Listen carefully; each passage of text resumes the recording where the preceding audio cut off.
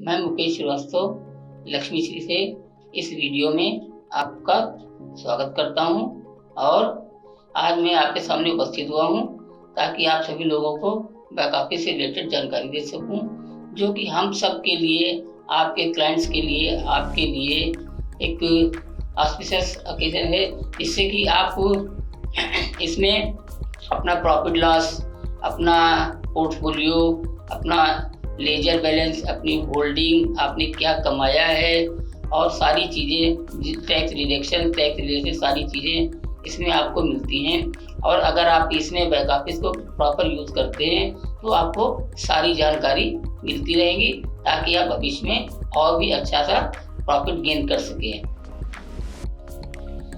और इस रिलेटेड मैं आपको ले चलता हूँ बैक ऑफिस में, जिससे आपको सबसे पहले क्रोम पर जाना है। क्रोम पर जाने के बाद आपको lakshmishree.com साइट ओपन करनी है। वहाँ पर आपको दिखेगा लॉगिन, तो लॉगिन में आपको बैक ऑफिस लॉगिन करना है। और बैक ऑफिस लॉगिन करने के लिए मैं आपको दिखाता हूँ कि बैक ऑफिस कैसे लॉगिन करेंगे। ये देखिए सर, लिखा हुआ back office login. Back office login पर हमने क्लिक किया यहाँ पर, तो हमारे सामने एक विंडो ओपन हुई। ये देखिए आपके सामने बैक ऑफिस की विंडो ओपन हुई है, जहाँ पर आपको अपना यूज़र आईडी डालना है। यूज़र आईडी डालने के बाद आपको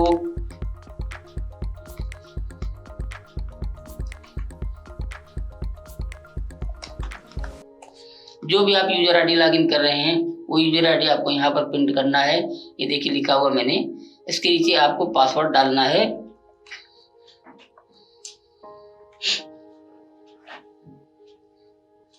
इसके बाद पासवर्ड डालने के बाद आप क्या लॉगिन करने जा रहे हैं, आप क्लाइंट लॉगिन करने जा रहे हैं, ब्रांच लॉगिन करने जा रहे हैं, ग्रुप लॉगिन करने जा रहे हैं, सब ब्रोकर लॉगिन करने जा रहे हैं। तो इसमें से जो भी ऑप्शन आपको सिलेक्ट करना है वो आप सिलेक्ट करेंगे। सिलेक्ट करने के बाद में अगर आप सब ब्रोकर लॉगिन करने जा रहे हैं या ब्रांच लॉगिन करने जा रहे हैं तो आपने ब्रांच पर क्लिक करना है।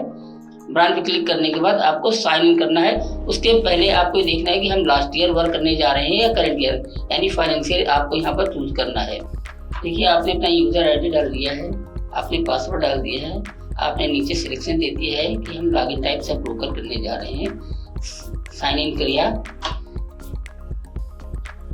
साइन इन करने के बाद ये आपसे कहता है कि आप पासवर्ड चेंज करना चाहते हैं, तो आप यहाँ पर ओल्ड पासवर्ड डालेंगे, न्यू पासवर्ड डालेंगे और न्यू पासवर्ड डाल करके उसको कंफर्म कर देंगे और चेंज पासवर्ड पे क्लिक करेंगे। अगर आपको पासवर्ड चेंज नहीं करना है तो आप नॉट नाउ पर क्लिक कर देंगे। नॉट नाउ क्लिक करते ही आपका ये बैक ऑफिस ओपन हो जाएगा। बैक ऑफिस ओपन होते ही आपका सबसे पहले डैशबोर्ड आता है। डैशबोर्ड में आपको कॉर्पोरेट एक्शंस आते हैं, उसके बाद आपके सारे फीचर्स आते हैं। एक एक फीचर्स के बारे में आपको बताऊंगा, जिससे कि आपको बैक ऑफिस ऑपरेट करने में, चलाने में बहुत आसानी हो जाएगी और आप अपने सारे चीज़ें देख सकेंगे कि मेरे को क्या प्रॉफिट हुआ है, कैसे होल्डिंग है मेरी, क्या ट्रेड मैंने किया है, क्या मेरा लेजर है। ये सारी चीज़ें आपको यहाँ से मिल जाएंगी। अब मैं स्टार्ट करता हूँ लक्ष्मी श्री से। लक्ष्मी श्री पर देखिए हमारे पास यहाँ क्लिक किया हुआ है लक्ष्मी श्री। यहाँ पर हमने क्लिक किया तो कंपनी के बारे में इंफॉर्मेशन आ रही है कि कंपनी के नाम क्या है, उसका मोबाइल नंबर क्या है, ईमेल आईडी क्या है, पूरा एड्रेस आ रहा है, आईटी नंबर आ रहा है, सिविल रजिस्ट्रेशन नंबर आ रहा है। यहाँ पर आप सेगमेंट सिलेक्ट करेंगे, एफ&ओ करेंगे तो एफ&ओ के बारे में पूरी जानकारी देगा। उसके बाद इसमें ऑप्शन आता है, एक एक सेगमेंट आप सिलेक्ट करते जाएंगे, सीडीएसएल बता देगा तो सीडीएसएल का सिविल रजिस्ट्रेशन नंबर क्या है। फिर यहाँ से तो सिर्फ आपको कंपनी की जानकारी मिल गई। कंपनी की जानकारी मिलने के बाद आप अपने नेम पर अगर क्लिक करते हैं तो आपको बताएगा कि आपने क्या लॉगिन किया है, क्या आपका यूजर आईडी है, सब ब्रोकर लॉगिन किया है या ब्रांच लॉगिन किया है, लास्ट विजिट आपने कब किया था। ये सारी चीज़ें आप इसका सेटअप चेंज कर सकते हैं, फुल स्क्रीन कर सकते हैं। यहाँ पर क्लिक करेंगे तो फुल स्क्रीन आ जाती है, एस्केप करेंगे वापस आ जाएगी। इसके बाद आप अपना पासवर्ड यहाँ से भी चेंज कर सकते हैं, यहाँ से डायरेक्टली लॉग आउट भी कर सकते हैं। इन सब के अलावा अब स्टार्ट करते हैं मेन मेनू पर, जहाँ से आपकी एक्टिविटी स्टार्ट होती है।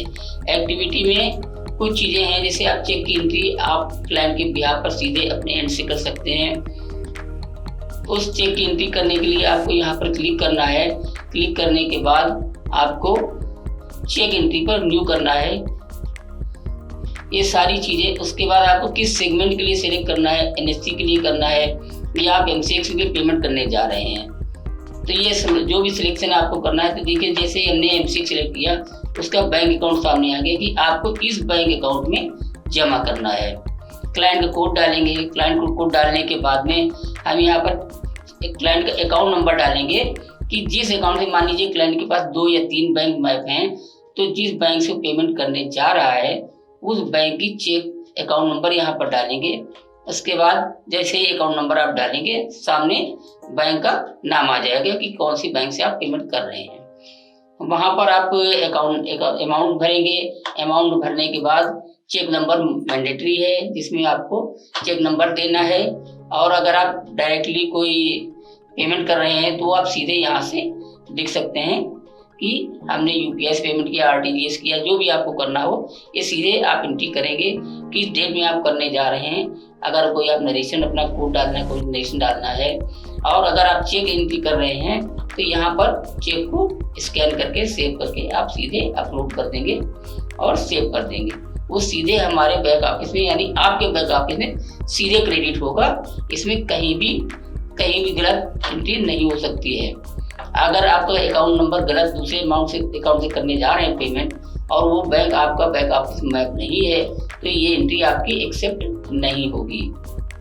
नेक्स्ट है पेमेंट रिक्वेस्ट।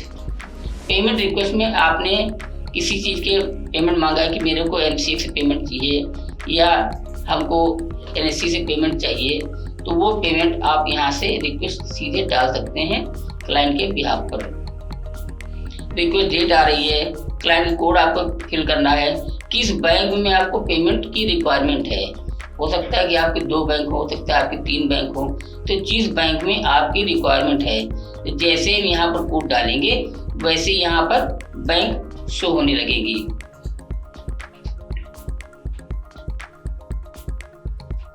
देखिएगा 1 मिनट, ये देखिए जैसे ही मैंने यहाँ पर किसी भी क्लाइंट को सिलेक्ट किया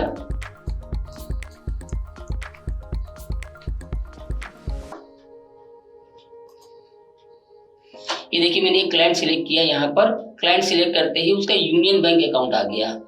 अगर इसका कोई दूसरा अकाउंट होगा तो वो भी यहाँ पर शो होने लगेगा। अब आपको सिलेक्ट करना है कि आपको यूनियन बैंक में पेमेंट चाहिए या किसी अदर बैंक में पेमेंट चाहिए, किस सेगमेंट से आपको पेमेंट चाहिए, सिक्योरिटी से या कमोडिटी से। आपका ये देखिए दिखा रहा है कि बैलेंस आपका कमोडिटी में 0 है, सिक्योरिटी में 154 रुपीज का बैलेंस दिखा रहा है। इसमें कैश मार्जिन कोई नहीं लगा हुआ है, स्पेंड मार्जिन कोई नहीं लगा हुआ। नेट बैलेंस आपका 154 रुपये 10 पैसे ही है। क्रेडिट आपको इसमें से क्या रिक्वायरमेंट है, जो भी रिक्वायरमेंट आपकी होगी वो यहाँ पर आपको ऐड कर देना है और मेक रिक्वेस्ट कर देना है। मेक रिक्वेस्ट करते ही ये एंट्री हमारे बैक ऑफिस में शो होने लगेगी और उसके बाद आपका आगे का प्रोसेस स्टार्ट हो जाएगा पेमेंट का। आपने पेमेंट रिक्वेस्ट यहाँ से डाल दी और उसके बाद आपको पेमेंट की रिक्वेस्ट का स्टेटस देखना है कि वो पेमेंट का जो रिक्वेस्ट हमने डाली थी वो उसका क्या हुआ, पेमेंट एक्सेप्ट हुआ या रिजेक्ट हुआ या अभी तक पेंडिंग है। ये तीनों ही ऑप्शंस यहाँ से आप देख सकते हैं। अब आपको मार्जिन प्लेज इनिशिएशन रिक्वेस्ट के बारे में बताना चाहते हैं कि मार्जिन प्लेज इनिशिएशन रिक्वेस्ट से आप अपने स्टाफ को सीधे प्लेस कर सकते हैं अपने क्लाइंट के बिहाफ पर। अगर आपको नॉर्मल प्लेस करना है तो आप ये ऑप्शन सिलेक्ट करेंगे और अगर आपको एमटीएफ के कोलेटरल के लिए प्लेस करना है तो आप ये वाला ऑप्शन सिलेक्ट करेंगे।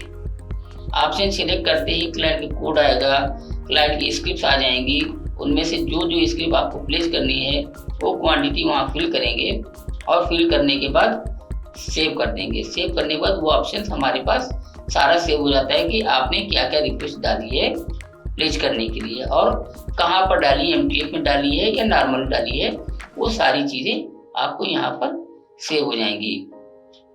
दूसरी चीज़, जब तक हम कोई विंडो बंद नहीं करते हैं पुरानी विंडो ओपन ही रहती हैं, तो हमें अपने सॉफ्टवेयर को स्मूथ चलाने के लिए पुरानी विंडो की ज़रूरत नहीं है, तो हम उसको क्लोज कर देते हैं।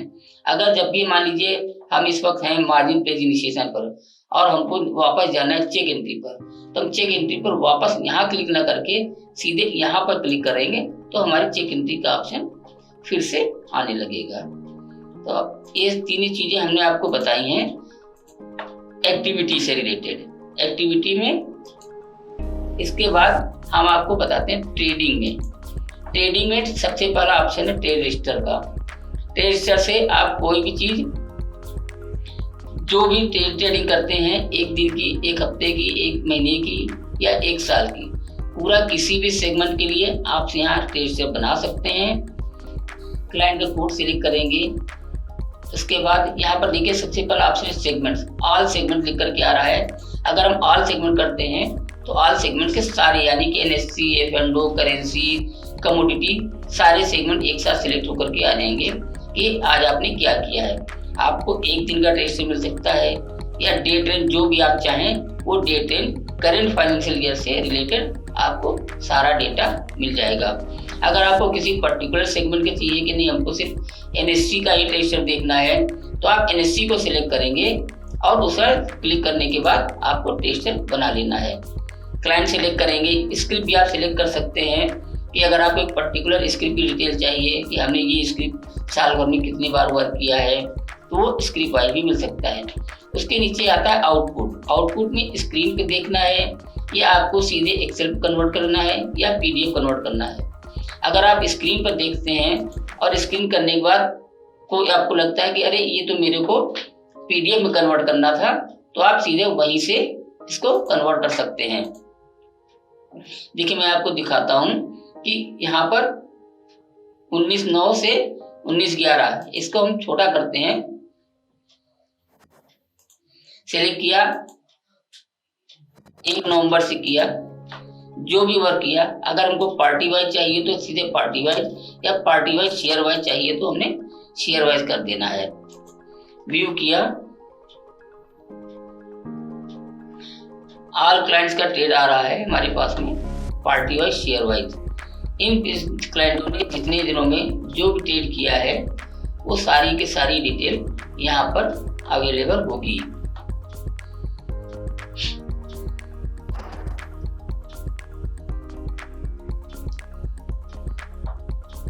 ये देखिए ट्रेड रजिस्टर आ गया है। जिस क्लाइंट ने इस तारीख को इस सेटलमेंट के अंतर्गत इस स्क्रीन में काम किया हुआ है, सेल किया है, किस रेट में सेल किया है, उसकी ब्रोकेज क्या लगी, ब्रोकेज लगने के बाद उसका नेट रेट आ रहा है, उसका अमाउंट आ रहा है और उसने डिलीवरी को सेल किया है।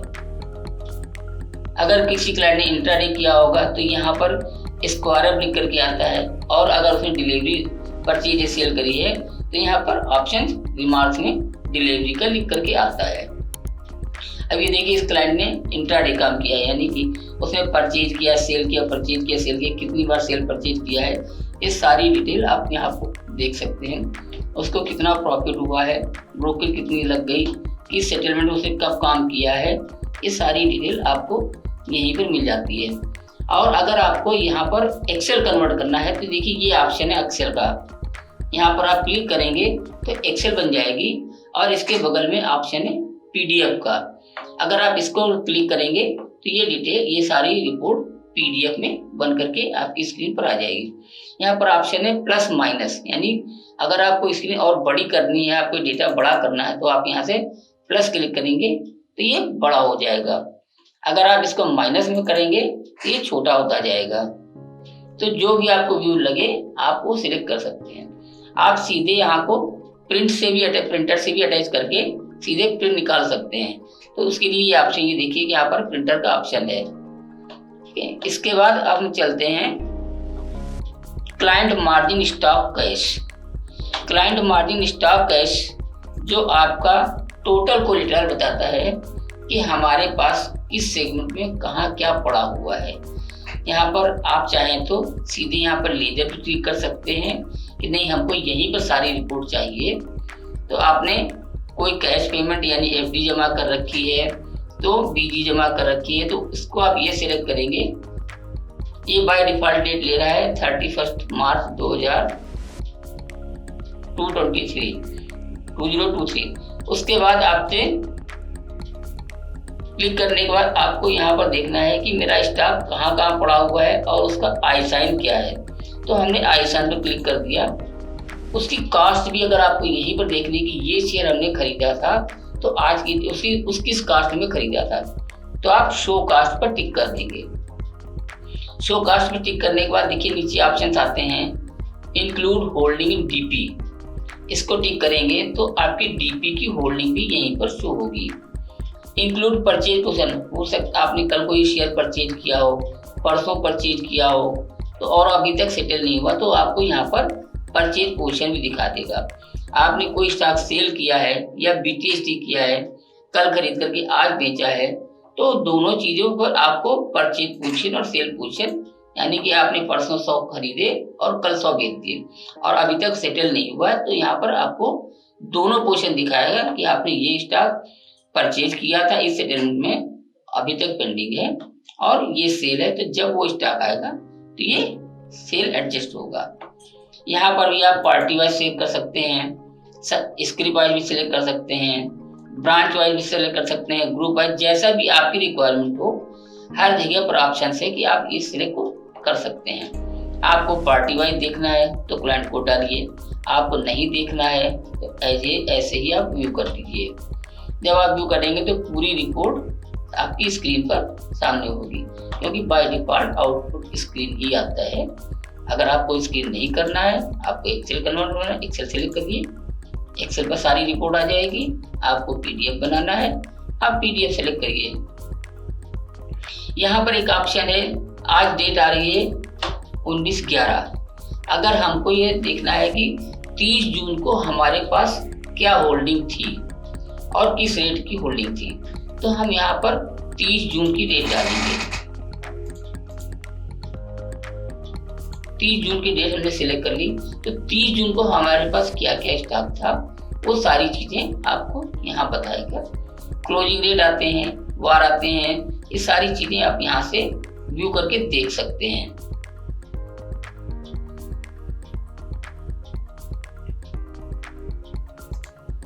मैं आपको पूरी चीज डिटेल में इसलिए नहीं दे रहा हूँ कि बहुत ज्यादा समय लगेगा देखने में, इसलिए मैं आपको सिर्फ मेन चीजें दिखा रहा हूँ कि जहां से ऑप्शन से आप ये सारी चीजें कलेक्ट कर सकते हैं। कमीशन स्टेटमेंट, कमीशन स्टेटमेंट हर ब्रोकर का कमीशन है, इसमें वो ये देखता है कि आज मैंने अपने क्लाइंटों से काम कराया है तो उसमें कितनी ब्रोकरेज क्लाइंट से अर्न हुई है और कितनी ब्रोकरेज हमको मिली है। तो सब ब्रोकर के लिए ये एक बहुत अहम चीज है, जिसके लिए हर सब ब्रोकर जुड़ा हुआ है शेयर मार्केट से। तो यहाँ पर क्लाइंट कोड डाल करके भी चेक कर सकता है, और अगर नहीं तो 1 डेट 2 डेट जितनी भी डेट का क्लाइंट देखना चाहे यहाँ पर वो देख सकता है। हमको डेट रेंज सेलेक्ट करनी है, डेट रेंज सेलेक्ट करने के बाद हमको व्यू करना है। अगर हमको यहाँ पर समरी रिपोर्ट लिख करके आ रहा है, समरी रिपोर्ट को अगर हम अनटिक कर देते हैं तो यहाँ पर पूरा ट्रेड हिस्ट्री उठ करके आता है कि क्लाइंट से क्या ब्रोकरेज अर्न हुई है और किसकी स्क्रीन में कितनी कितनी ब्रोकरेज आई है, वो सारी डिटेल बिल्कुल डिटेल में देगा। और अगर हम समरी पर टिक करते हैं तो सिर्फ ये बताएगा कि इस क्लाइंट से इतनी ब्रोकरेज आज के दिन आई है। यहाँ पर सेगमेंट वाइज भी है कि आप सेगमेंट वाइज चेक कर सकते हैं। ऑल सेलेक्ट करेंगे तो ऑल की ब्रोकरेज यानी कंबाइंड ब्रोकरेज आ जाएगी कि एक क्लाइंट ने आपका एनएससी में काम किया है, एफ&ओ में काम किया है, करेंसी में काम किया है या कमोडिटी में काम किया है, तो उसने टोटल ब्रोकरेज कितनी कमाई, वो आप जब ऑल सेलेक्ट करेंगे तो टोटल ब्रोकरेज आएगी, न कि बाइफरकेशन आएगा। अगर आप केवल एनएससी ब्रोकरेज देखना चाहेंगे तो आप एनएससी के यहाँ सेलेक्ट करेंगे और ये देखेंगे कि क्लाइंट ने एनएससी में कितनी ब्रोकरेज आपको दी है। यहाँ पर शो टर्नओवर, अगर आपको यहाँ ब्रोकरेज के साथ टर्नओवर भी देखना है तो आप यहाँ पर टर्नओवर पर क्लिक करेंगे, व्यू करेंगे,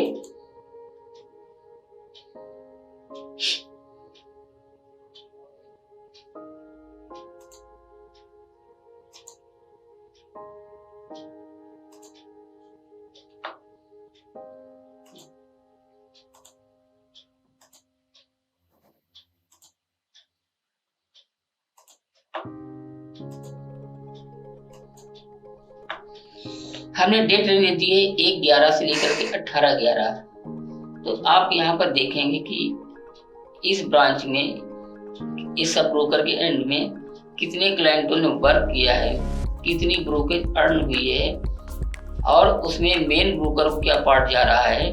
ये देखिए यहाँ पर पूरी डिटेल आ रही है कि इतने क्लाइंटों ने काम किया है, इतनी ब्रोकेज जनरेट हुई है क्लाइंट से, ये सब ब्रोकर की इनकम है, और ये टोटल टर्नओवर आ रहा है कि इतने टर्नओवर का वर्क क्लाइंट ने काम किया, वो सारे सेगमेंट मिला करके टोटल ब्रोकरेज इतनी अर्न हुई है, और जिसमें से उसका पार्ट जाने वाला है। ये टोटल टर्नओवर, इतने का टर्नओवर क्लाइंट ने, इतने सारे क्लाइंटों ने 1/11 से लेकर के 18/11 के बीच में किया है। इसको, इसी रिपोर्ट को अगर आप डिटेल में कर देंगे तो पूरा एक एक सौदा यहाँ पर आएगा कि क्लाइंट ने कितना ट्रेड किया। ये देखिए, अगर समरी को अनटिक कर देते हैं तो एक एक रिपोर्ट यहाँ पर आएगी।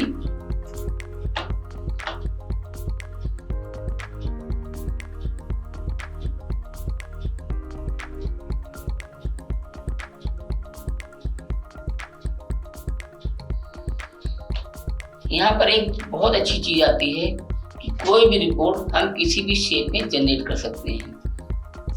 ये देखिए, पूरा परचेज आ गया, सेल आ गया, मार्केट रेट आ गया, ब्रोकरेज आ गया, टाइप आ गया, डिलीवरी किया है या उसने इंट्राडे किया है, नेट आ गया, ब्रोकरेज इनकम आ गई, ऑथराइज्ड पर्सन कमीशन आ गया, आवर इनकम यानी कंपनी की इनकम आ गई, टोटल टर्नओवर हो गया। तो एक एक स्क्रिप्ट का आया। म्यूचुअल फंड में उसने काम किया है तो म्यूचुअल फंड की डिटेल आ गई, यानी यहाँ पर जो भी उसने काम किया। और इसी चीज को अगर हम समरी कर देंगे तो नेट फिगर आएगी कि इस क्लाइंट से टोटल इस पीरियड में इतनी ब्रोकरेज आई है। इसके बाद आते हैं ऑथराइज्ड पर्सन पे आउट स्टेटमेंट। ऑथराइज्ड पर्सन पे आउट स्टेटमेंट में आपका जो भी ब्रोकरेज से ब्रांच मार्जिन के लिए काटा गया है पैसा, वो सारा का सारा आपको यहाँ पर दिखता है कि हमारा मार्जिन सिक्योरिटी क्या जमा है। इसके अलावा आपका कौन सा क्लाइंट नेट डेबिट में चल रहा है, जिसके आधार पर आपका पेमेंट होल्ड होता है जब तक कि नया उसका क्लाइंट से पेमेंट नहीं आ जाता है। यहाँ पर आप शो नेट डिटेल्स करके देखेंगे, और जो लास्ट वर्किंग होगी वो वर्किंग डालेंगे। जैसे आज 19 है तो आज 19 की डेट ही डालेंगे।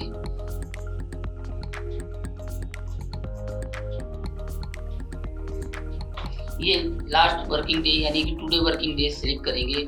सिलेक्ट करने के बाद में आप उसको व्यू कर देंगे तो आपका जो भी सिक्योरिटी जमा होगा और आपका क्लाइंट की क्या डिटेल है, जो नेट में चल रहा है, उसने अभी तक पेमेंट नहीं दिया है, तो वो सारी डिटेल यहाँ पर शो हो जाएगी। इसके अलावा अब हम चलते हैं brokerage analysis. Brokerage analysis normal, इसमें ऑप्शन है ब्रोकरेज एनालिसिस की आपने किस पीरियड में कितनी ब्रोकरेज अर्न की है, आपके कितने क्लाइंट ने काम किया है। और ये एक सब ब्रोकर के लिए बहुत इम्पॉर्टेंट चीज़ है, जिससे वो देख सकता है कि हमने एक दिन में कितनी ब्रोकरेज अर्न की है, एक दिन में या एक हफ्ते में या एक महीने में। तो ये सारी डिटेल यहाँ पर उसको मिल जानी है। पीरियड सिलेक्ट करना है, यहाँ पर कुछ नहीं करना है। इसके अलावा केवल आपको इन लैक टर्नओवर हटा देना है और शो ब्रोकरेज शेयरिंग करके आपको सेलेक्ट कर देना है। व्यू करना है। व्यू करने के बाद जो भी ब्रोकरेज आएगी वो सारी आपको यहाँ पर शो हो जाएगी।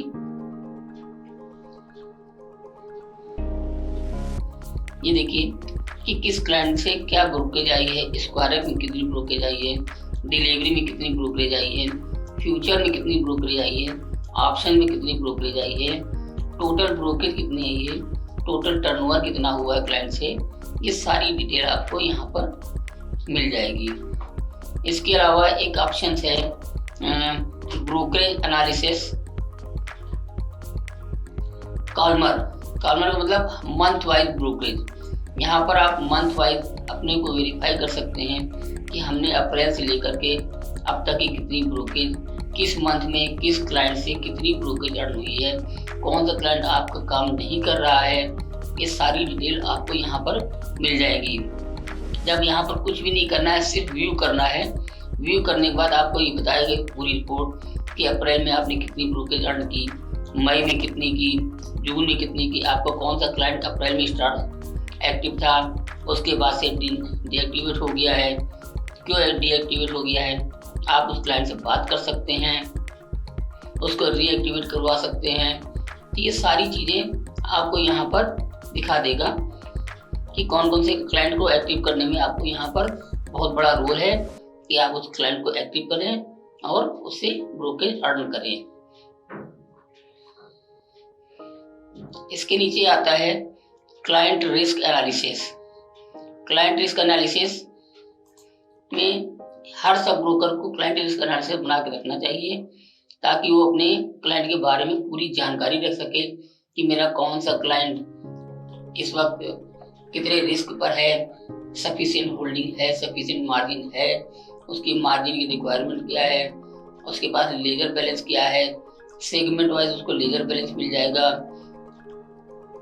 या अगर आप यहाँ पर टिक कर देते कंसोलिडेटेड लेजर बैलेंस, ये देखिए ऑप्शन है कंसोलिडेटेड लेजर, इसको अगर आप टिक करते हैं तो सारा सेगमेंट मिला करके वो आपको ये बताता है कि इस क्लाइंट के पास कितना नेट बैलेंस है, डेबिट है या क्रेडिट है।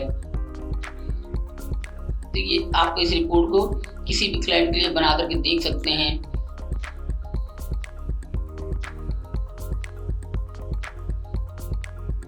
देखिए यहाँ पर जैसे हमने क्लाइंट कोड डाला, क्लाइंट का नाम आ गया कोड के साथ में, उसको हमने सेलेक्ट किया, कंसोलिडेट को अनटिक किया, आपको ये सेगमेंट वाइज बताएगा कि किस क्लाइंट का इग्नोर हेयर कट को हमेशा अनटिक रखेंगे ताकि उसका स्टॉक, उसका जो भी प्लेज में है वो हेयर कट के बाद आए, इससे आपको उसकी सही सिचुएशन पता चलती रहे। व्यू करेंगे यहाँ पर,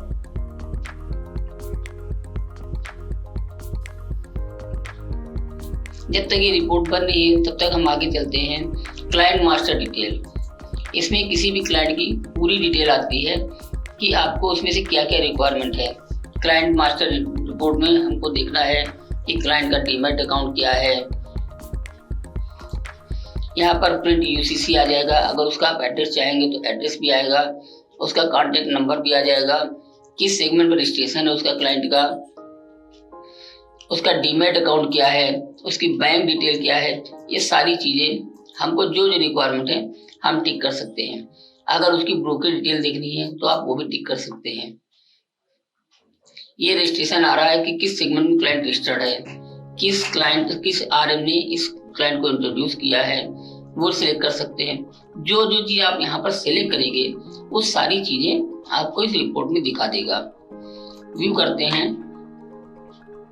देखिए तब तक हमारे पास रिस्क एनालिसिस बन करके आ गया है। ये देखिए कि हमको यहाँ पर एक क्लाइंट को सिलेक्ट करना है, कंट्रोल F करेंगे, इसका NSC में इतना पैसा क्रेडिट है, MTF में ये पैसा डेबिट है, नेट में इतना पैसा उसका डेबिट चल रहा है, इतने का उसके पास कोलेटरल पड़ा हुआ है, जो प्लेज है नॉर्मल स्टॉक प्लेज में है, होल्डिंग अगर पीओ किसी क्लाइंट के डीमैट अकाउंट में शेयर्स पड़े हुए हैं तो सारी रिपोर्ट यहाँ पर दिखा। नेट में क्लाइंट की पोजीशन क्या है कि 22% क्लाइंट सेफ है।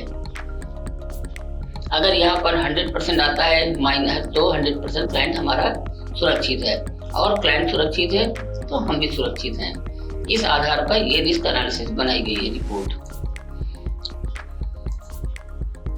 ये देखिए हमारे क्लाइंट मास्टर की रिपोर्ट बन गई है कि क्लाइंट का क्या नाम है, उसकी डेट ऑफ बर्थ क्या है, उसका एड्रेस क्या है, कहाँ का रहने वाला है, फ़ोन नंबर क्या है उसका, उसकी ईमेल आईडी क्या है, सारी रिक्वायरमेंट्स आपको यहाँ पर मिल जाती है।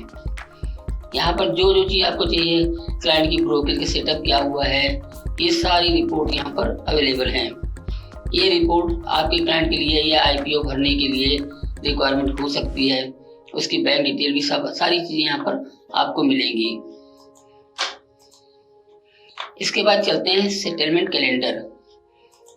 किसी भी क्लाइंट के लिए या डिलीवरी लगाने के लिए क्लाइंट को सेटलमेंट कैलेंडर की जरूरत पड़ती है कि आज उसने जो ट्रेड किया है उसकी डिलीवरी उसको पेन भी देनी है, तो वो सेटलमेंट यहाँ से सिलेक्ट कर सकता है कि सेटलमेंट के अंतर्गत हमने ये शेयर सेल किया है।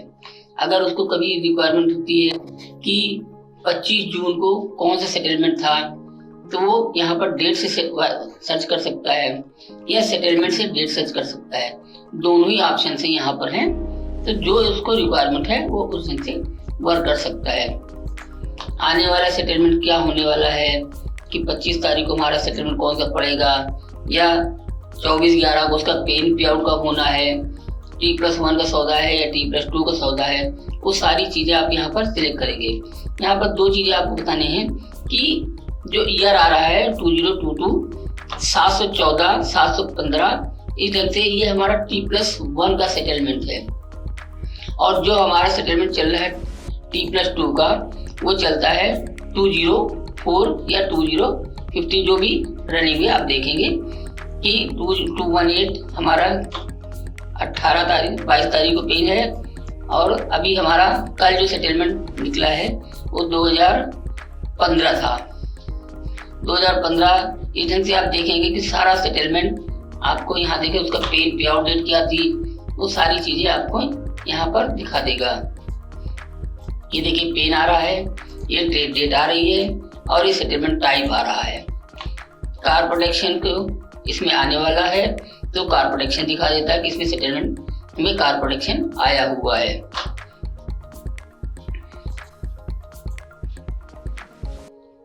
अब हम चलते हैं अगले स्टेप पर, डेरिवेटिव। डेरिवेटिव में पहला ऑप्शन है client profit loss position. Client profit loss position में किसी भी क्लाइंट की फ्यूचर की ओपन पोजीशन शो होती है कि उसका NSE फंडों में या NSE करेंसी में या MCF में उसकी जो आउटस्टैंडिंग चल रही है, यानी उसका प्लस चल रहा है या माइनस चल रहा है, जो भी आपकी पोजीशन है वही बताता है कि आपकी पोजीशन अभी ओपन है, आपने अभी सेल नहीं किया है या बाई नहीं किया है। जो भी पोजीशन ओपन है वो यहाँ पर शो करता है। यहाँ पर रिपोर्ट आपको जनरेट करने के लिए F&O सिलेक्ट करना है या NSE करेंसी सिलेक्ट करना है या आपको MCF सिलेक्ट करना है। सिर्फ डेरिवेटिव की ही पोजीशन यहाँ पर दिखाता है। आपको क्लाइंट का कोड सिलेक्ट करना है। क्लाइंट कोड को सिलेक्शन करने के बाद में आपको show only net open position, यानी जो भी पोजीशन अभी ओपन है वो दिखाएगा कि आपकी ये पोजीशन ओपन चल रही है। अगर हमको जो एक्सपायर्ड कॉन्ट्रैक्ट हो चुके हैं, जो सौदा हम खरीद करके बेच चुके हैं, अगर आपको वो देखना है तो आप शो एक्सपायर्ड कॉन्ट्रैक्ट आल्सो पर भी क्लिक कर सकते हैं। इसके अलावा तीसरा ऑप्शन है ऑब्लिगेशन कम मार्जिन स्टेटमेंट। ऑब्लिगेशन कम मार्जिन स्टेटमेंट ये वो ऑप्शन है जिसमें आप डेली बेसिस में फ्यूचर में क्या सौदा हुआ है, उसका प्रॉफिट लॉस क्या हुआ है, वो डेट वाइज देख सकते हैं। और साल के अंत में जब आपको रिटर्न दाखिल करना होता है तो उसके लिए ये रिपोर्ट जनरेट की जाती है कि आपने फंडों में कुल अब तक कितना पैसा गेन किया है, क्या टैक्सेस लगे हैं, सारे चार्जेस डेबिट होने के बाद आपका नेट प्रॉफिट लॉस यहाँ पर बताता है, जो आपको इनकम टैक्स रिपोर्ट सबमिट करने में आसानी मिलती है। सेगमेंट आपको सिलेक्ट करना है, यहाँ पर फंडो, इसके बाद करेंसी, उसके बाद MCF। 3 रिपोर्ट अलग अलग उपकरण से बनेगी। यहाँ पर क्लाइंट कोड डालेंगे। क्लाइंट कोड डालने के बाद यहाँ पर आ रहा है समरी को करेंगे इंस्ट्रूमेंट वाइज समरी, यानी पूरे साल में एक पर्टिकुलर स्क्रिप्ट में आपने कितने बार काम किया है, वो एक कंसोलिडेटेड फिगर बताएगा कि पूरे साल भर में आपने टोटल इतना बाई किया है, इतना सेल किया है, और अभी इसमें कुछ स्टॉक नेक्स्ट ईयर के लिए है जो अप्रैल कॉन्ट्रैक्ट नोट अप्रैल के लिए वर्क पेंडिंग है, तो उसकी ओपन पोजीशन दिखाएगा, उसकी क्लोजिंग डेट से उसका प्रॉफिट लॉस वहां तक निकालेगा और आपको ये रिपोर्ट जनरेट करके देगा। इसके लिए आपको 1 अप्रैल सेलेक्ट करना है डेट, 1 अप्रैल 2022 से लेकर के 1st working day and last working day. Last working day आपकी 30 भी हो सकती है और 31 भी हो सकती है। जो भी लास्ट वर्किंग होगी मार्च की, वो आपको यहाँ पर डेट डालना है।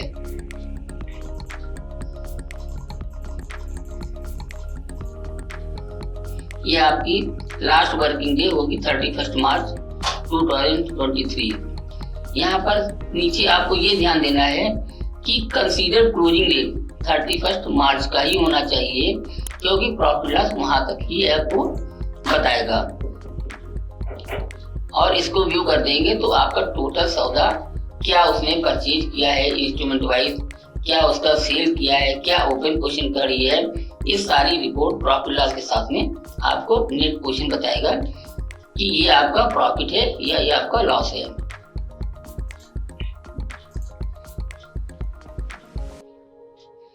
इसके बाद हम चलते हैं डीमैट पर।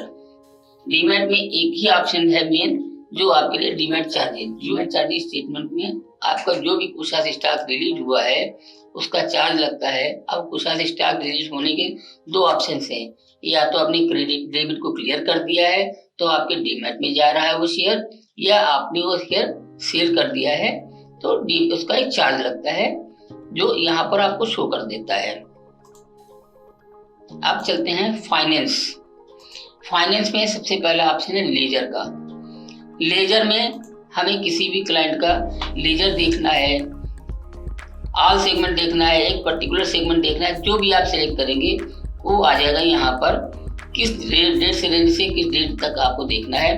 ये रिपोर्ट आपको इनकम टैक्स रिपोर्ट में भी काम आती है। जब आप रिटर्न दाखिल करते हैं तो उस वक्त पूरे साल का लेजर आपको रिक्वायरमेंट की होती है, तो आप पूरे साल की फिगर डालेंगे यहाँ पर। Include cash and share margin को टिक करेंगे और आप व्यू कर देंगे।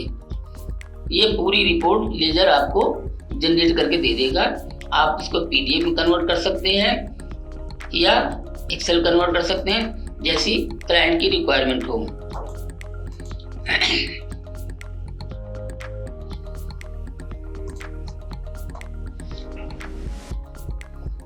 ये लेजर की रिपोर्ट सिर्फ एक पर्टिकुलर क्लाइंट के लिए ही बनती है कि आप सोचें कि ऑल करके बनाना है तो ऑल करके रिपोर्ट नहीं बनाएगी, ये एक ही क्लाइंट वाइज ही रिपोर्ट बनाता है।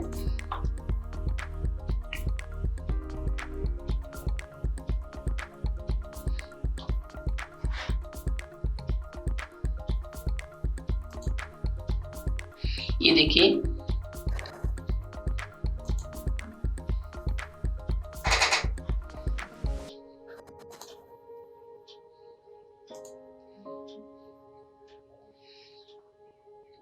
देखिए आपकी लेजर बन गया है, जिसमें से ओपनिंग बैलेंस यानी पिछले साल से क्या ओपनिंग बैलेंस आई है या पिछले मंथ से क्या ओपनिंग बैलेंस आ रही है, जो भी आपका है, क्या अमाउंट डेबिट हुआ, क्या आपका क्रेडिट हुआ, नेट बैलेंस क्या रहा आपका, पेमेंट का आया तो उसके बैंक की एंट्री आ रही है। ये देखिए कि बैंक से आपने पेमेंट किया है वो क्रेडिट की एंट्री आ रही है। कोई फंड अगर हम आपको ट्रांसफर करते हैं तो वो डेबिट की एंट्री आती है। जो भी आपको इस लेजर में देखना है, अगर आपको देखना है कि ये बिल जो हल्का सा ब्लू कलर आ रहा है, application for 2022-212 normal, trade date 10 तारीख की पोस्टिंग जा रही है 14 तारीख की डेट में, और इसमें आपने स्टॉक सेल किया है जिससे आपका पैसा क्रेडिट में आ गया है। यहाँ पर अगर आपको बिल को खोल के देखना है तो आप इसको क्लिक करेंगे तो आपको यहाँ पर बिल खुल जाएगा कि आपने इस दिन क्या सौदा किया था और उसका बिल पेमेंट क्या था। आप बाई करा होंगे या सेल किए होंगे, जो भी है, या बाई सेल दोनों किए होंगे तो टोटल रिपोर्ट यहाँ पर आ जाती है। इसी आधार पर आपको कॉन्ट्रैक्ट नोट भी डेली इशू होता है। नीचे आपका स्टॉक क्या क्या प्लेज में है वो सारी चीजें यहाँ पर आ रही हैं।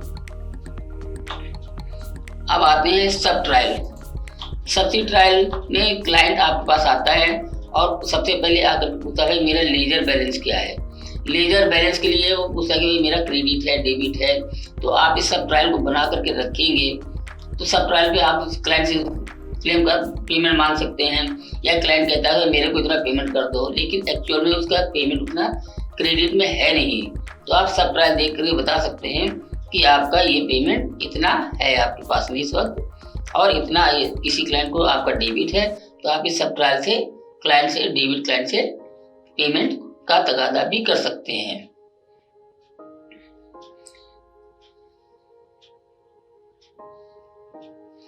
कंटिन्यूअस डेबिट क्लाइंट, ये वो लिस्ट है जो क्लाइंट कंटिन्यू डेबिट चल रहे हैं। हो सकता है वो 10 दिन से डेबिट चल रहा हो सकता है वो 15 दिन से डेबिट चल रहा हो, ये हो सकता है 5 दिन से, तो नंबर ऑफ वर्किंग डेज आपको यहाँ पर डालना है। 5 दिन तो मैक्सिमम आया है, तो 5 दिन से जो भी डेबिट चल रहा है उस क्लाइंट से आप पेमेंट मंगाने के लिए क्लाइंट को फोन कर सकते हैं। ये आपकी कंटिन्यूस डेबिट क्लाइंट लिस्ट आ रही है। एजिंग एनालिसिस, इसमें ये बताता है कि आपका क्लाइंट कितने दिनों से डेबिट चल रहा है।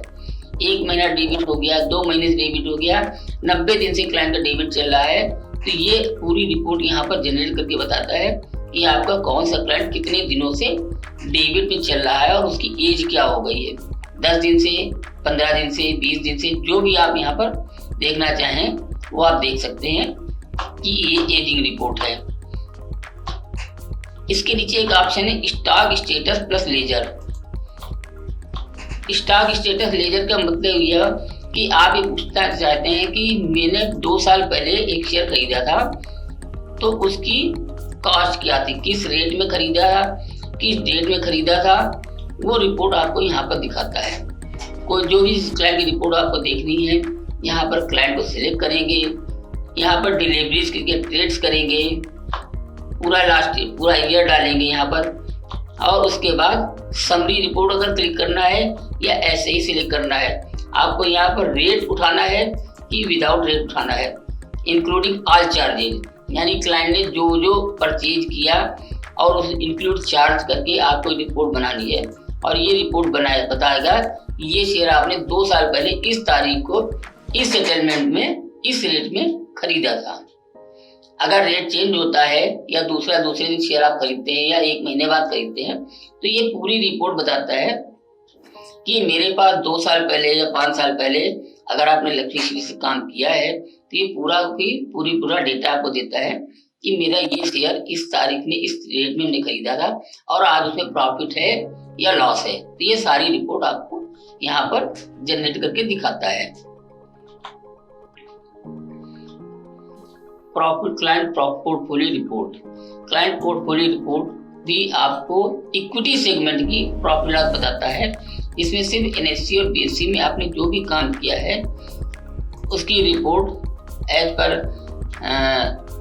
इनकम टैक्स रिक्वायरमेंट ये रिपोर्ट जनरेट की जाती है, जिसमें आप पोर्टफोलियो रेट इंक्लूड चार्जेज या विदाउट चार्जेज, अगर आप विदाउट चार्जेज करते हैं तो नीचे सारे टैक्स अलग से लग करके आते हैं। अगर आप इंक्लूड ऑल चार्जेज करते हैं तो वो पर्टिकुलर सौदा सारे चार्जेज के साथ में आपको बताता है कि इस रेट में आपने परचेज किया था, इस रेट में आपने सेल किया था और उसमें प्रॉफिट या लॉस क्या हुआ वो आगे सब बताता है। इसी रिपोर्ट में है पोर्टफोलियो स्टेटमेंट के अंतर्गत आता है कैपिटल गेन। यहाँ से आप कैपिटल गेन भी बना सकते हैं। इसमें भी आपको इंक्लूडिंग ऑल चार्जेस करके देना है और जैसे ही आपने कैपिटल गेन को सिलेक्ट किया, ये देखिए यहाँ पर समरी डिसेबल हो गई है, तो समरी ये आपको कैपिटल गेन की रिपोर्ट देगा जो आपको इनकम टैक्स रिटर्न दाखिल करने में काम आती है।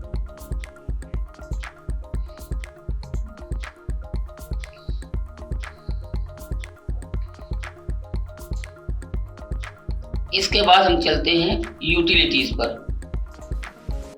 यूटिलिटीज में आप किसी स्क्रिप्ट का आईसाइन सर्च करना चाहें या क्लाइंट सर्च करना चाहें, तो क्लाइंट सर्च करने के लिए अगर आपको क्लाइंट का नाम मालूम है तो आपने क्लाइंट के नाम से सर्च किया, लेकिन ये हो सकता है कि उस क्लाइंट के नाम से कई क्लाइंट आपके पास ऑलरेडी अवेलेबल होंगे आपके बैक ऑफिस में, तो इससे आपको असुविधा होगी। फिर आप ये देखेंगे कि क्लाइंट का मोबाइल नंबर क्या है, क्लाइंट का पैन नंबर क्या है, उसका डीपी नंबर क्या है। तो इनमें से कोई भी चीज़ अगर क्लाइंट बताता है कि मेरा बैंक अकाउंट है, इस बैंक अकाउंट से आप सर्च कर दीजिए कि मेरा यूसीसी क्या है, या आप पैन नंबर क्लाइंट ने दिया कि मेरा पैन नंबर ये है, मेरे इस पैन नंबर से मेरा यूसीसी बता दीजिए, तो पूरा क्लाइंट को सर्च करके बता देगा कि इस क्लाइंट का यूसीसी ये है।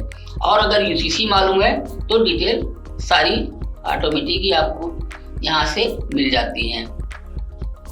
सिर्फ अगर यूसीसी आपने सिर्फ यूसीसी को प्रिंट किया, यहाँ पर सर्च किया, देखिए यूसीसी सर्च करते ही सारी की सारी रिपोर्ट आपको दे दिया उसने कि उसका डीमैट अकाउंट क्या है, उसकी क्लाइंट आईडी क्या है, उसका बैंक अकाउंट नंबर क्या है, कौन सी बैंक में उसका अकाउंट है, उसका माइकर नंबर क्या है, आरटीजीएस नंबर क्या है, pan number, mobile number, email ID, इतनी सारी इन्फॉर्मेशन आपने यहाँ पर पा ली हैं। अब अगर इसकी और डिटेल हमको देखनी है यहाँ पर, तो हमने यहाँ क्लाइंट को यूसीसी को क्लिक किया।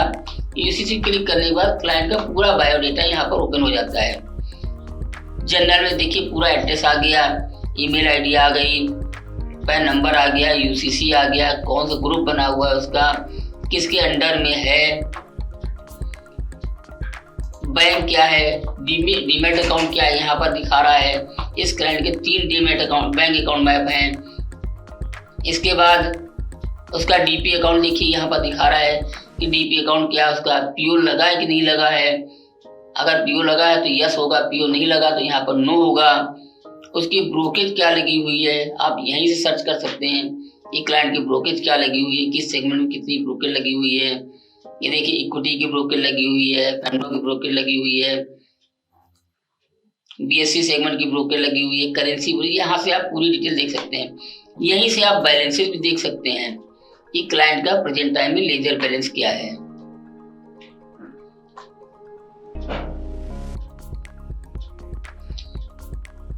इसके अलावा आगे ईमेल्स आ रहे हैं। ईमेल से आप क्लाइंट का कॉन्टेक्ट नोट बना करके प्रिंट करके दे सकते हैं, या उसको डाउनलोड करके दे सकते हैं कि क्लाइंट को सारी कॉन्टेक्ट नोट क्लाइंट को मेल किए जाते हैं।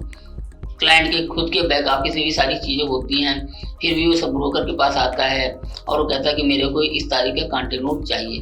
तो आप यहाँ से उस तारीख का कॉन्टेक्ट नोट आपको डाउनलोड करके क्लाइंट को दे सकते हैं। अभी मैं बैलेंसेस पर था।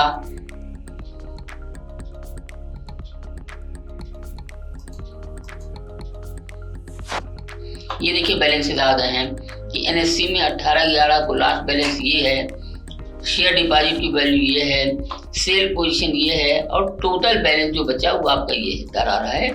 इसके अलावा एफ&ओ में क्या पोजीशन है उसकी, क्या शेयर डिपॉजिट है, एमटीएफ में उसकी क्या पोजीशन चल रही है, सारी रिपोर्ट आपको यहीं पर बैलेंस करें। अब अगर आप यहाँ पर एनएससी लेजर को क्लिक करेंगे तो उसकी डिटेल लेजर खुल जाएगा कि यहाँ उसका क्लाइंट का पूरा लेजर यहीं पर ओपन हो जाएगा। अगर यहाँ पर शेयर डिपॉजिट को क्लिक करेंगे तो शेयर डिपॉजिट उसके पास क्या क्या है वो सब यहाँ पर आपको दिख जाएगा। आप सीधे प्रिंट कर सकते हैं, रिफ्रेश करना हो रिफ्रेश कर सकते हैं।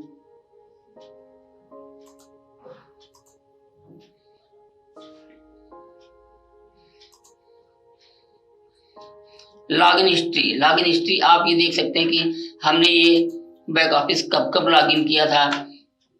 तो ये पूरी लॉगिन हिस्ट्री दिखा रहा है कि 15 अक्टूबर को लॉगिन किया, 15 अक्टूबर फिर दूसरी टाइम पर लॉगिन किया, नवंबर में लॉगिन किया, 18 नवंबर को 2 बार लॉगिन हुआ। ये पूरा टाइमिंग के साथ में आपको ये बताता है किस आईपी एड्रेस पर लॉगिन हुआ है। ये भी बताता है कि ये कहाँ किसने लॉगिन किया हुआ है, किस आईपी एड्रेस पर ये ओपन हुआ है बैक ऑफिस। अब आते हैं डिपॉजिटरी पर। डिपॉजिटरी में 2 ऑप्शन यहाँ पर हैं जिसमें लिखा हुआ है होल्डिंग स्टेटमेंट। होल्डिंग स्टेटमेंट में आप किसी भी क्लाइंट की होल्डिंग दे सकते हैं, देख सकते हैं एज ऑन डेट कि उस रिकॉर्ड डेट में किसी चीज़ की रिकॉर्ड डेट थी। आपको ये देखना है कि डिविडेंड आया, बोनस आया, राइट आया, तो वो क्लाइंट के पास उस दिन शेयर था या नहीं था। कई बार क्लाइंट फ़ोन करते हैं कि भाई मेरे को डिविडेंड नहीं मिला। अब डिविडेंड मिलने के चक्कर में उसमें किस डेट में उसका रिकॉर्ड डेट में शेयर था या नहीं था, ये आप यहाँ से चेक कर सकते हैं कि उसको डिविडेंड का एलिजिबल है या नहीं है। कई बार क्लाइंट रिकॉर्ड डेट वाले दिन शेयर परचेज कर लेता है और फिर बाद में क्लेम करता है कि मेरे को डिविडेंड नहीं मिला। तो रिकॉर्ड डेट वाले दिन परचेजिंग का तो डिविडेंड नहीं मिलता है। उसके नीचे क्लाइंट का ट्रांजेक्शन आ रहा है। अब क्लाइंट को डीपी का ट्रांजेक्शन देखना है, ये जानना है कि ये शेयर मेरे पास कब आया, किससे आया, कहाँ गया, ये सारी यहाँ पर डिटेल आपको बताता है। इसके बाद आते हैं एमटीएफ रिपोर्ट। एमटीएफ रिपोर्ट जो कि मार्जिन ट्रेडिंग फैसिलिटी कहलाती है। जो लोग जिन सब ब्रोकर्स के क्लाइंट्स एमटीएफ कर रहे हैं उनके लिए ये रिपोर्ट है कि वो ट्रेड रजिस्टर बनाकर देख सकते हैं कि हमने कब खरीदा है, क्या खरीदा है, और वो हमारा शेयर एमटीएफ में है तो ही यहाँ पर आएगा ट्रेड रजिस्टर, नहीं तो नहीं आएगा। हो सकता है कि उसका उस दिन पर्टिकुलर एमटीएफ में ना गया हो और लेकिन ट्रेड किया उसने, तो वो एमटीएफ के रजिस्टर में नहीं आएगा। जो एमटीएफ में शिफ्ट हुआ वही एमटीएफ के रजिस्टर में आएगा। एमटीएफ का कोलेटरल क्या है, उसका फंडेड पोजीशन क्या चल रही है, कि किसी क्लाइंट की पोजीशन है कि हमको ये देखना है कि ये क्लाइंट ने किसी फंडेड है और कितना उसका कोलेटरल यहाँ पर जमा है।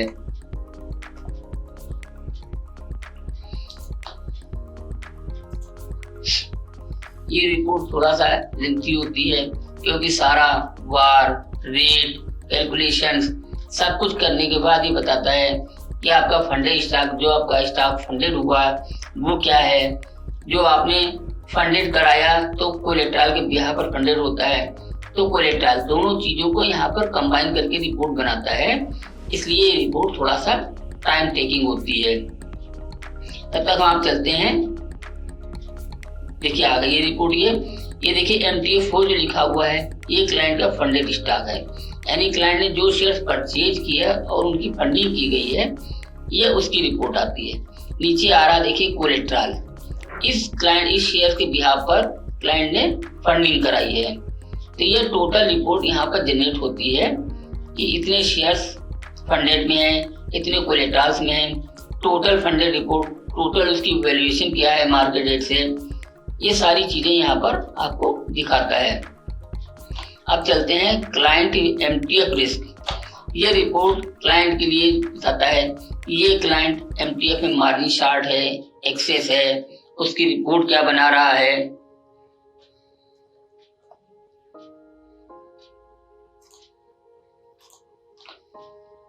आप एक क्लाइंट के लिए बना सकते हैं, क्लाइंट सेलेक्ट करके, या आपके अगर कई क्लाइंट काम कर रहे हैं तो एक एक क्लाइंट की रिपोर्ट बनाने से बेहतर है कि आप पूरी आरएमएस बनाएं और उसमें आप देख सकते हैं कि ये क्लाइंट हमारा सही वर्क कर रहा है, एमटीएफ में सफिशिएंट होल्डिंग है उसके पास है, उसका मार्जिन प्रॉपर चल रहा है, कितने फंडेड से लेजर डेबिट चल रहा है, उसका कोलेटरल क्या है, फंडेड स्टॉक की वैल्यू क्या है, M2M लॉस कितना है, जो क्लाइंट ने ट्रेडिंग कर ली है, परचेज करके सेल कर दिया है, वो सब आपको यहाँ पर दिखा देता है।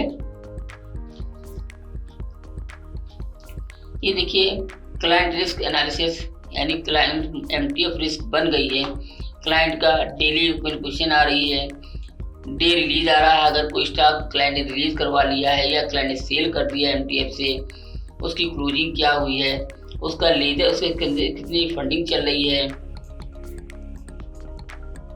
उसका M2M लॉस कितना है, एक्रूड इंटरेस्ट आ रहा है, उसकी कास्ट वैल्यू क्या है, जो स्टॉक फंडेड हुआ उसकी कास्ट वैल्यू क्या है, मार्केट वैल्यू क्या है, ये सारी चीजें यहाँ पर आपको अगर किसी क्लाइंट का कोई एफडी या कैश पड़ा हुआ है तो वो यहाँ पर दिखा देगा आपको।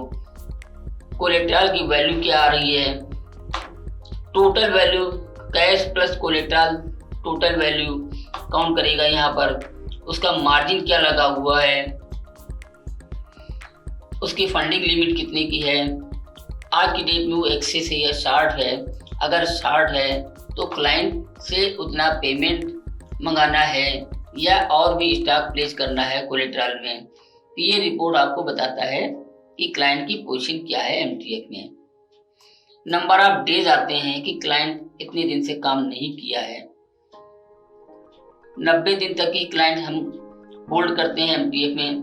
क्लाइंट को रीएक्टिवेशन होने के लिए उसमें 90 दिन के भीतर उसको फिर से एक्टिवेट होना होता है, या तो पुराना स्टॉक सेल करे या नया स्टॉक बाई करे, जिसकी वजह से वो क्लाइंट वहां से फिर से 90 दिन के लिए एक्टिवेट हो जाता है। जैसे ही 85 डेज होते हैं हम आपको इन्फॉर्म करते हैं कि आपका क्लाइंट इतने दिन से वर्क नहीं किया है, तो उसको एक्टिवेट कराना है ताकि वो अगले 90 दिन के लिए एक्टिवेट हो जाए। ये रिपोर्ट मार्जिन ट्रेडिंग फंडिंग की रिस्क एनालिसिस है, जिसमें आपको ये सारी चीज़ें रिपोर्ट आती हैं।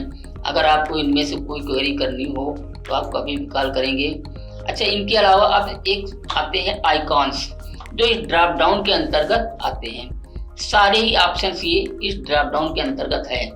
देखिए, फर्स्ट है ट्रेडस्टर, थर्ड है कोलेटरल्स, जो हमने आपको क्लाइंट मार्जिन स्टॉक प्राइस बताया था, रिस्क एनालिसिस है, सब ट्रायल है, कमीशन है, लेजर है, पोर्टफोलियो है, कॉर्पोरेट एक्शंस हैं, क्लाइंट की इन्फो है, क्लाइंट की समरी है, कमीशन लेजर, ये सारी रिपोर्ट्स आपको आईकांच में भी मिल सकती हैं।